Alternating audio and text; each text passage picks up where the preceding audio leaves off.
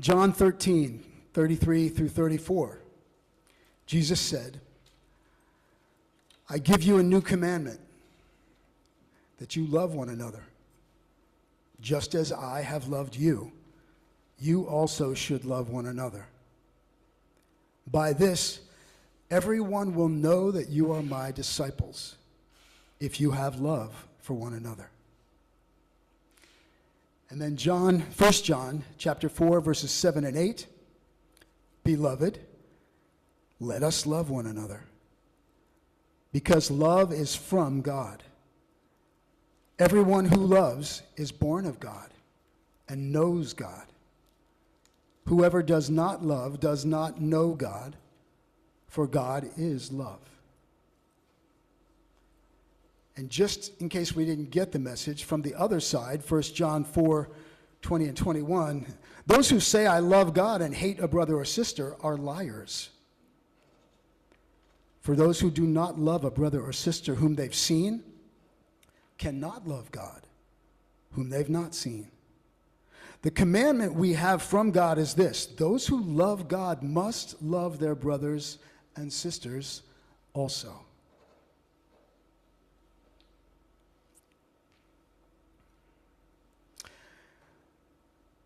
The minister was standing at the back of the door as people were going out after the worship service, and one of the parishioners said, well, your sermon today just made me think of the peace and the love of God. And the minister said, well, that's great. Why do you say that? And he said, because the peace of God is more than anything we're ever going to understand, and the love of God endures forever.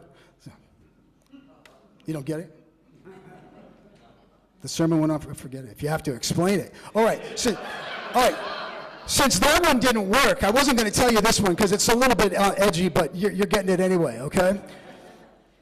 Pastor went and visited this older woman who was a shut-in now, and after they were talking for a while, he noticed a bowl of peanuts on the table, and he was kind of hungry. He said, you mind if I have a couple peanuts? And she said, no, help yourself. And they kept on talking, and he was hungrier than he realized. By the end of the hour, the peanuts were all gone, and he said, oh my gosh, I'm so sorry I ate all your peanuts. And she said, that's okay. You know, at this age, all I can do is suck the chocolate off anyway.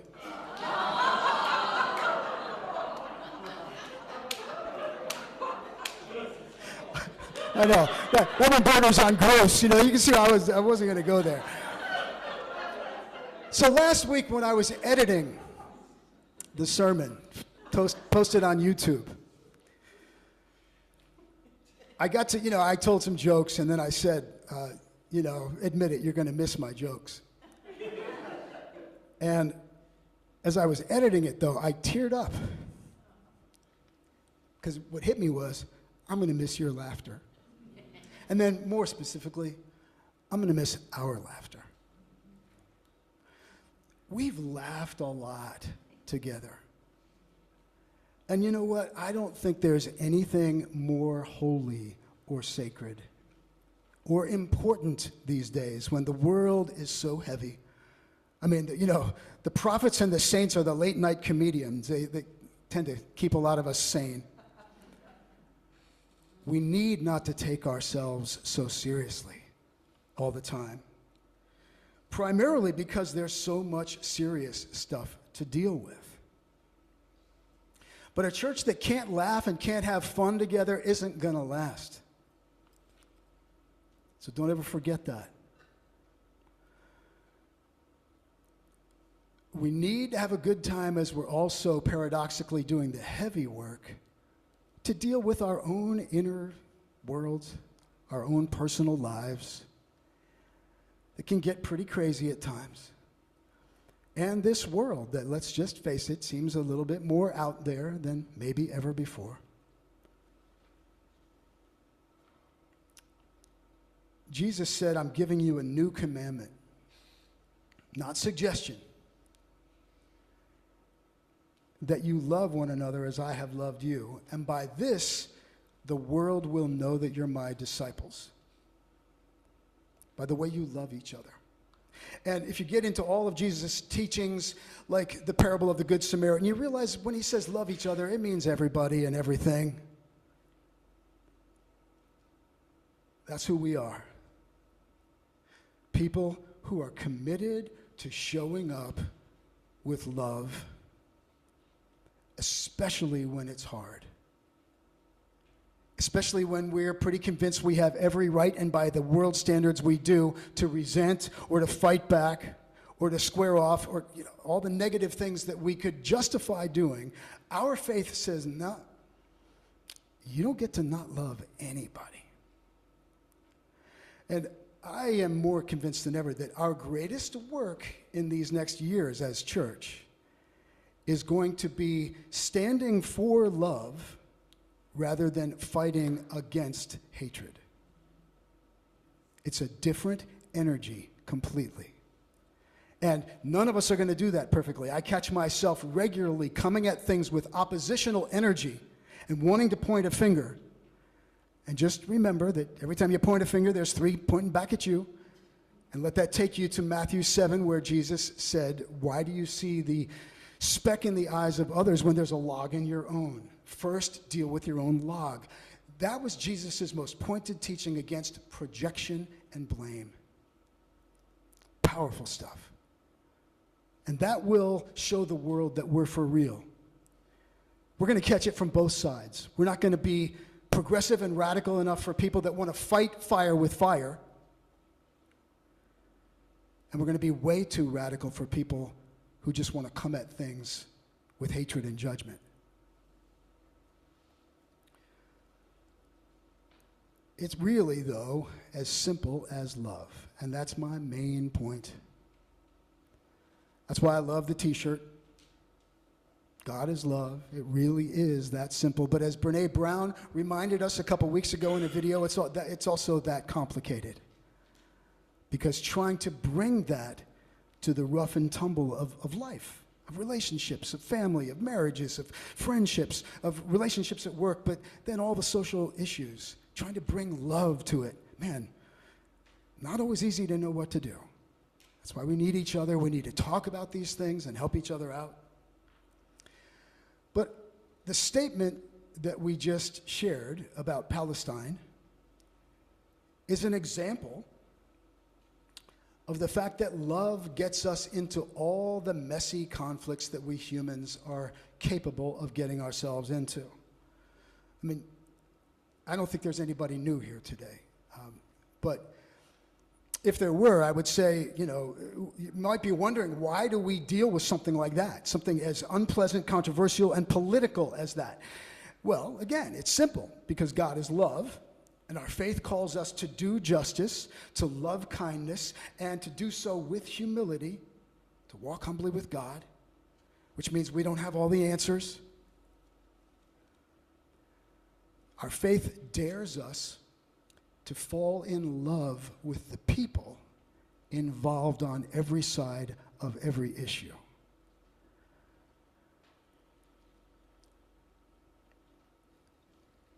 I dare you to do that.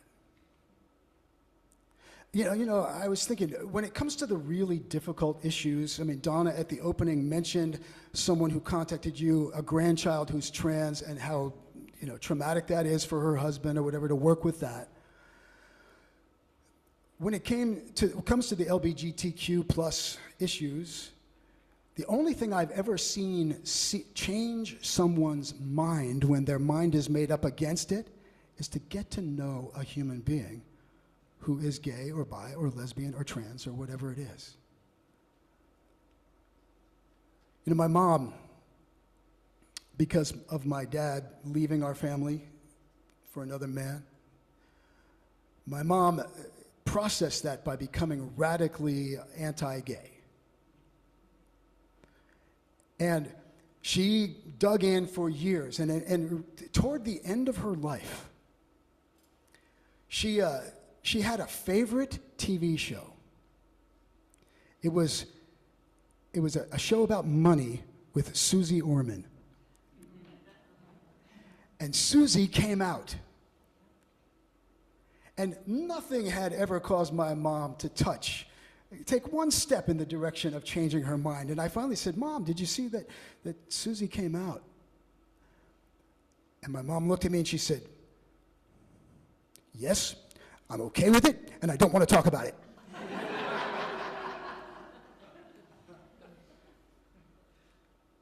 But she loved that Susie.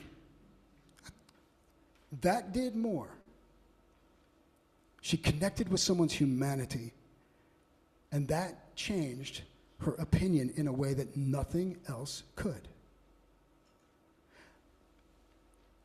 Why does Harriet care so much about Palestinians? Well, she studied the issue, she's paid deep attention, but she also fell in love with the Palestinian family that she knows.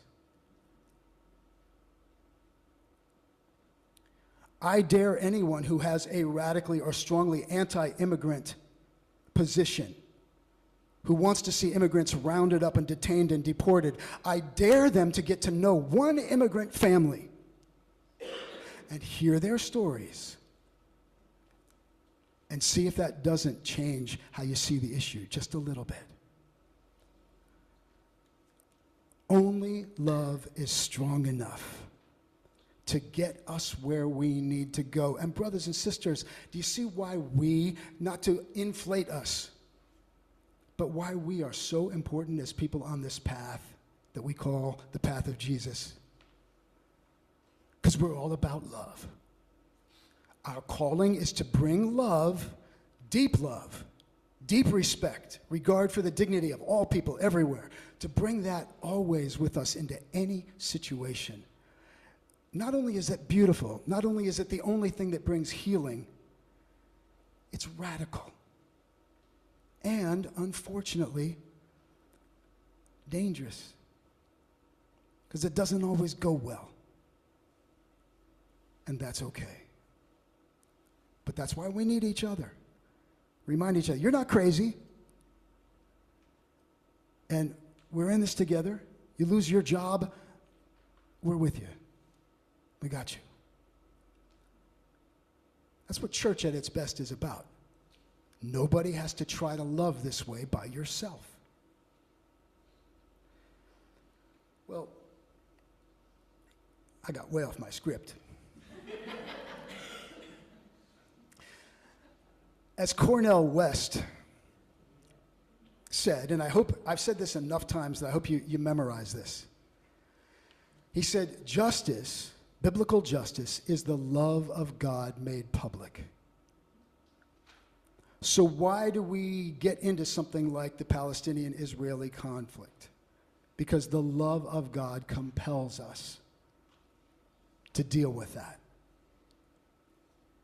And like it or not, political policies and decisions impact human lives drastically. Politics involve matters of life and death, and that's why faith at times has to get political. Not partisan, but political. Do you get the difference? If not, then let's talk about it. I strongly believe in the separation of church and state. No religion should control the state. But I don't believe in the separation of faith from political involvement. We are not meant to try to separate the love of God from any aspect of life. And nobody's new here, but you know, we try to balance these things. You know, I often have talked about the inspiration or the respiration of the journey of faith, that we breathe in and we breathe out. Breathing in, we focus on connecting with God, nurturing our individual experience and relationship with God. Things like prayer and spiritual disciplines, meditation. How do you taking a walk in nature? How do you connect and nurture your inner life? That's breathing in. Scripture study. Being in community. But breathing out is then serving the world. Coming to terms with what your gift is and sharing that in service to make the world more loving and just. We breathe in, we breathe out. We are a healthy and vital congregation because I think we've done a good job of having a healthy and vital respiratory system together. Now I'm going to do something unusual at this point. We're going to watch a 3.5-minute clip of a sermon by somebody else. It's about a young guy I want you to know about. Maybe some of you have already heard of him. I think he's a person who's going to be historically significant. He is a Texas state representative. He's 35 years old, or no, he just yesterday turned 36, which means that he is 31 years younger than Tom Ludwig will be tomorrow.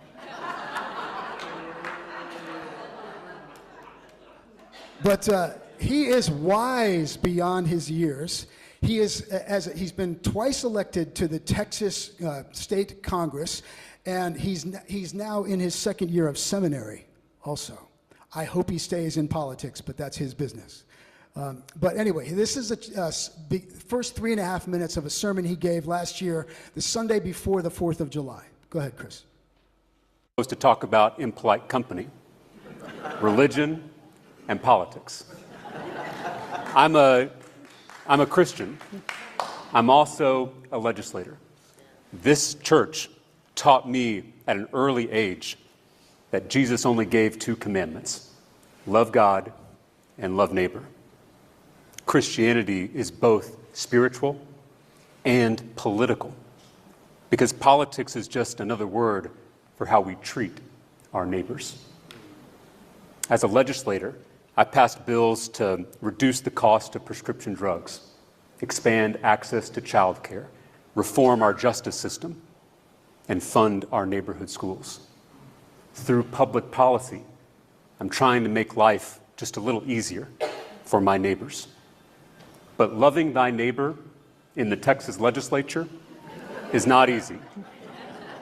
When things get hard, I fall back on my faith. During my second term, I enrolled in seminary to follow Jesus' first commandment, to love God. As a seminarian and a lawmaker, I'm just starting to understand how these 2 commands sustain, challenge, and enrich each other in inner life and in outer life. As I was sitting at this intersection of religion and politics, Christian nationalism reared its ugly head at the state capitol. A bill to force every teacher to display the 10 commandments. A bill to replace school counselors with untrained chaplains. A bill to defund public schools to subsidize private Christian schools. Religion and politics are on a collision course in this state and in this country. Now we are all asking the same urgent question: what is the relationship between religion and politics, between church and state? The future of Christianity, the future of democracy, depend on our answers. On my first day in office, I put my hand on a Bible and swore an oath to the Constitution, not the other way around. I'm a Christian, but I know the most dangerous form of government is theocracy, because the only thing worse than a tyrant is a tyrant who thinks they're on a mission from God. Yes. My faith in Jesus leads me to reject Christian nationalism and commit myself to the project of a multiracial, multicultural democracy where we can all freely love God and fully love our neighbors. Okay, Chris, that's enough. You know, I strongly urge you to listen to the whole sermon. And he's all over YouTube now. As I said, I think he's going to be an important person. By the way, he never uses a note. He just stands there in front, no podium or whatever, in his politics as well. Never uses a note. And I've never heard him say once.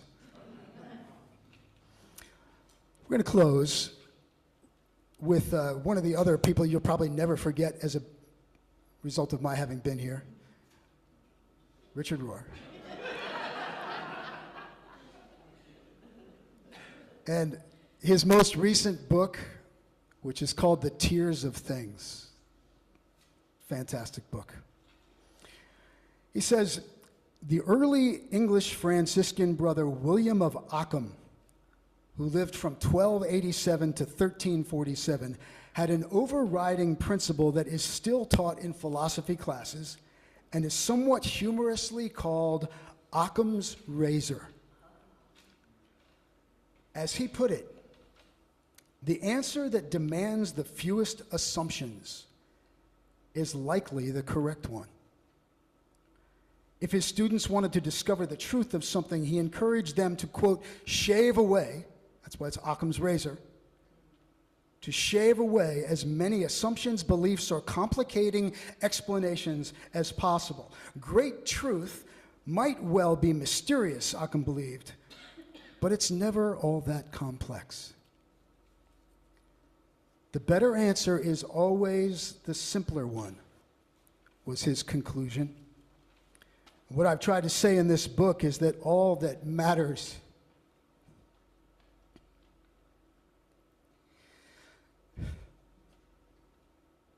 in the end is love. Everything else needs to get shaved away as creating needless and useless complexity, which only confuses the soul and the mind. This is the nature of mature mystical religion. It's simple and it's clear. So when it comes to our faith, who is God? Who's Jesus? What does God require? How can we connect with God? And when it comes to living our faith, how does God want us to respond to or deal with this or that situation? What can I offer when I'm challenged or I'm hurt or I'm at the end of myself? All that matters in the end is love. Shave away everything else. Or as our church t-shirt puts it, God is love. It really is that simple. Amen.